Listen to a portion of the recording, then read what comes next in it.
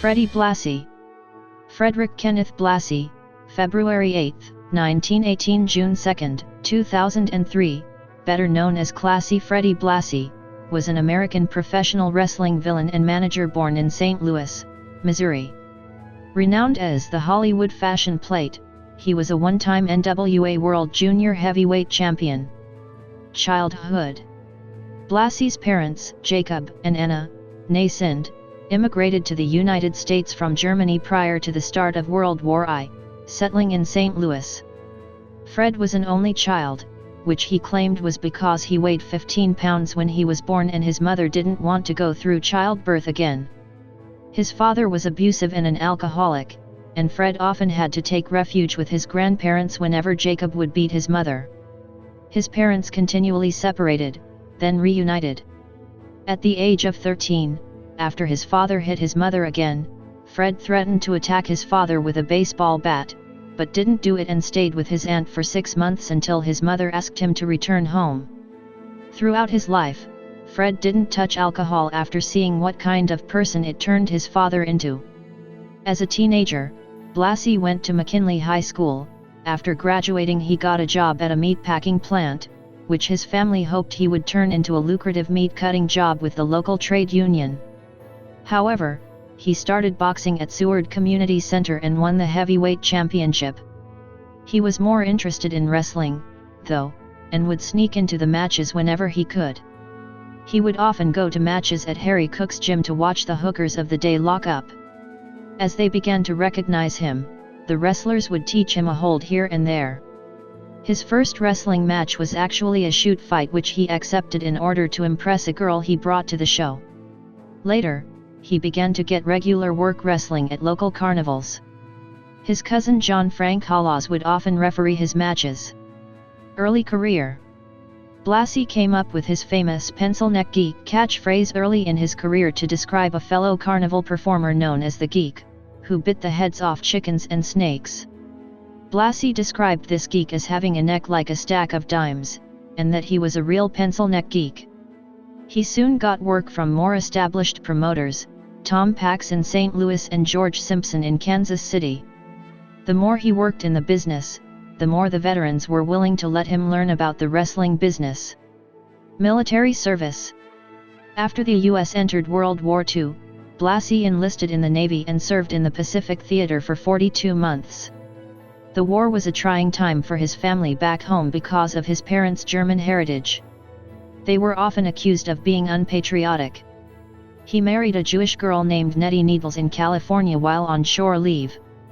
He achieved the rank of Petty Officer Second Class before he was discharged. Career. Upon Blassie's return from the war, he was billed as Sailor Fred Blassie to capitalize on the wave of wartime patriotism sweeping the country, but that gimmick was unsuccessful. He worked for Jack Pfeffer, who he claimed would only employ people who looked like sideshow freaks at his shows, and whose wrestlers included Tor Johnson, who made movies with director Ed Wood, and Lillian Ellison, the Fabulous Moolah. During this time, he went to New York City to work for promoter Jess McMahon. World Wrestling Association, 1952–1953. In 1952, Blassie moved to Los Angeles to work for Jules Strongbow. He grew to love California, and frequently returned there throughout his career to wrestle. He teamed with Billy McDaniel as the McDaniel Brothers, but when they went east, they were known as the Blassie Brothers. Georgia, 1953–1960. In 1953, he worked in the Atlanta territory for Paul Jones, the wrestler of the 1930s, not the wrestler of the 1980s. While there, he won the NWA Georgia Southern Heavyweight Championship, the holder of which was generally first in line to challenge the NWA World Heavyweight Champion whenever he passed through the territory. It was also during this period of his career when he dropped his babyface gimmick and became a full-fledged heel. The fans consistently booed him because he was considered a Yankee.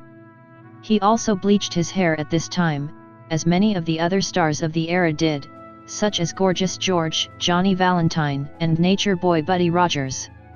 He was often billed as the Vampire during this time for biting his opponents and filing his teeth during interviews and promos. Returned to WWA, 1960–1968.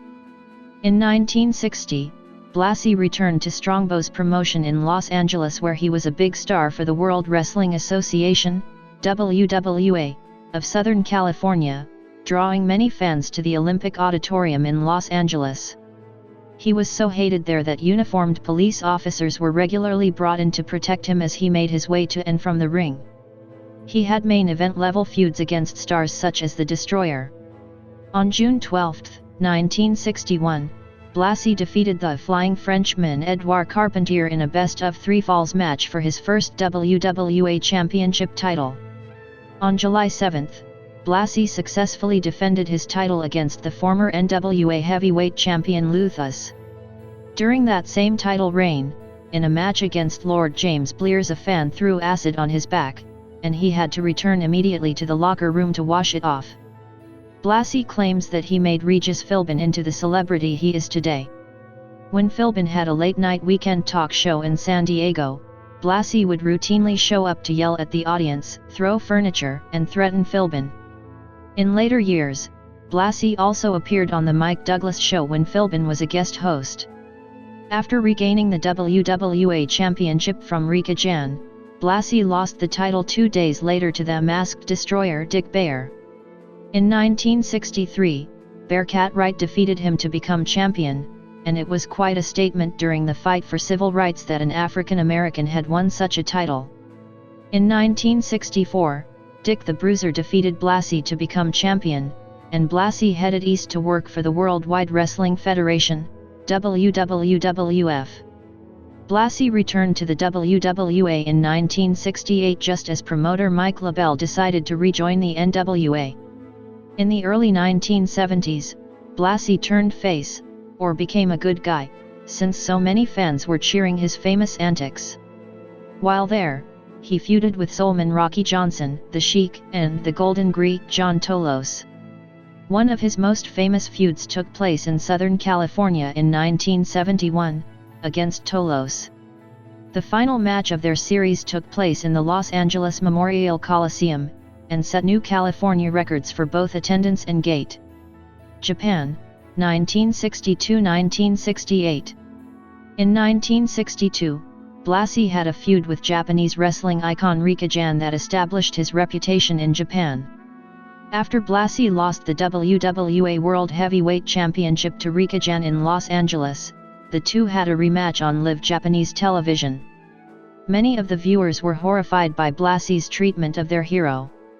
One of Blassie's gimmicks was to file his teeth, and draw blood from his opponents by biting their foreheads.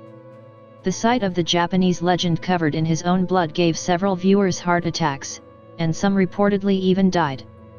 Blassie divorced his wife after leaving on Christmas to wrestle in Knoxville. He claims he isn't sure if she knew of his philandering ways, but Blassie had repeatedly bragged of his infidelity to his ex-wife Nettie. As a result, of his 3 children Gary, Cheryl, and Ron, only Ron ever spoke to Blassie on a regular basis. While touring Japan in 1965, Blassie met the woman who would later become his third wife, Miyako Morozumi, at a train station. However, later that year Blassie suffered from kidney stones and had surgery to remove them. While recuperating the following year, he sold cars and married a second time to a woman whose name Blassie claimed not to remember. In 1968, Blassie returned to Japan and was reunited with Miyako. When he asked for her parents' blessing, they were unsure of Blassie because of his reputation with Rika Jan and because he was 28 years older than she. However, he eventually got their blessing and took her home to the United States. They were married on September 30, 1968. Worldwide Wrestling Federation, 1964, 1971. In 1964, Blassie feuded with Bruno Sammartino and Bobo Brazil. Blassie came into the WWF with his own world title belt, claiming to be the Pacific World Champion, and was coming to Sammartino's backyard to unify the world title. The series began at Roosevelt Stadium, Jersey City, New Jersey in 1964, with Blassie winning on a technicality, but not a pin. The rematches were held at Madison Square Garden in New York, with Sammartino winning out. Behind the scenes, Blassie befriended Gorilla Monsoon. He returned to the company in 1971 to challenge Pedro Morales for the WWF Championship. During this stint with the company, Blassie was managed by his future nemesis, Captain Lou Albano. Management career, 1974–86. Blassie retired from active wrestling in 1974, due to a California law that prohibited anyone over 55 from getting a wrestling license. Afterwards he became a manager in the Worldwide Wrestling Federation, WWF, and its subsequent incarnation the World Wrestling Federation, WWF. He performed for that promotion until his full retirement from professional wrestling in 1986. Blassie, Lou Albano, and the Grand Wizard were named the Three Wise Men of the East, as the top 3 heel managers in the company. Among the men he managed were Nikolai Fokoff, Black Jack Mulligan, High Chief Peter Maivia, the Crippler Ray Stevens, Adrian Adonis, Jesse Ventura, Dick Murdoch, the Iron Sheik, Sweet Hansen, Killer Khan, George the Animal Steele, Professor Tanaka, Mr. Fuji, Victor Rivera, Kamala, Hercules Hernandez, and Hulk Hogan. Blassie also managed Muhammad Ali in his boxer vs. wrestler match in 1976 against Antonio Inoki. Blassie also publicly represented Ali for media events and interviews for a period in the mid-1970s. One of Blassie's most famous protégés was the Iron Sheik. Blassie led Sheik to the WWF World Heavyweight Championship over Bob Backlund on December 26, 1983 in Madison Square Garden. After Sheik lost the belt to Blassie's former managed wrestler Hulk Hogan, Blassie managed Sheik in various rematches around the country throughout the first half of 1984, culminating into another major televised rematch on December 28, 1984 once again in Madison Square Garden. In this match Hogan was once again victorious. After managing Sheik through a brief feud with Andre the Giant, he also became the manager of Nikolai Fokoff, with Sheik and Fokoff later becoming a tag team. Blassie would gain even more gold when Fokoff and Sheik defeated the US Express for the WWF Tag Team Championship at the first ever WrestleMania. Blassie got involved when he threw his cane into the ring, with Sheik and Fokoff using it to their advantage to gain the victory. When Gene Okerlund confronted Blassie in an interview after the match, Blassie went, "What cane? I didn't have no cane." Blassie would continue to manage Sheik and Fokoff even after they lost the tag team titles. In the summer of 1985 Blassie would start up a house show feud with former friend Lou Albano, culminating into a few matches, including a steel cage match at the Meadowlands in July 1985. Other than these handful of matches, Blassie mostly stayed out of the ring, sticking to managing from ringside. Blassie unsuccessfully campaigned along with the other managers to manage Macho Man Randy Savage when Savage first entered the WWF in June 1985. Blassie would continue to interfere from ringside in matches, especially during Fokoff's feud with Corporal Kirchner. Blassie's interference at WrestleMania 2 cost Fokoff his match with Kirchner, when the cane was grabbed by Kirchner instead of Fokoff. In the summer of 1986, Blassie started to slowly phase himself out of the WWF and into retirement. On an episode of WWF Championship Wrestling, Blassie barged into the announcer booth to proclaim that he had sold half of the contracts of Sheik and Fokoff to a mysterious benefactor for a large sum of money. This benefactor was later revealed to be Slick. Blassie appeared alongside with Slick to co-manage Sheik and Fokoff for a few television appearances before finally bowing out in November 1986, with Albano, the final member of the Three Wise Men, retiring a few weeks later. Because of his close relationship with Vince McMahon, Sr., and his family, Blassie remained on the WWF roster until the day he died. He would sporadically return to make brief appearances following his retirement in 1986. Mostly in produced video packages hyping the new generation of wrestling. He was given a commentary tryout in 1986 and 1987 for WWF Wrestling Challenge, calling a few matches with Gorilla Monsoon. He briefly turned face in 1989, making an appearance on Primetime Wrestling, angry with Bobby Heenan over money Heenan hadn't paid him back. Then he returned again in 1990 briefly to do color commentary for Primetime in April with Vince McMahon, as an emergency fill-in after Tony Schiavone quit, playing a heel once again. Guest appearances and death. Blassie was inducted into the WWF Hall of Fame in 1994. In 1999, he was shown making the opening narration of WrestleMania 15. In 2000, Blassie made an appearance at the Royal Rumble as a judge in the Miss Rumble 2000 swimsuit contest.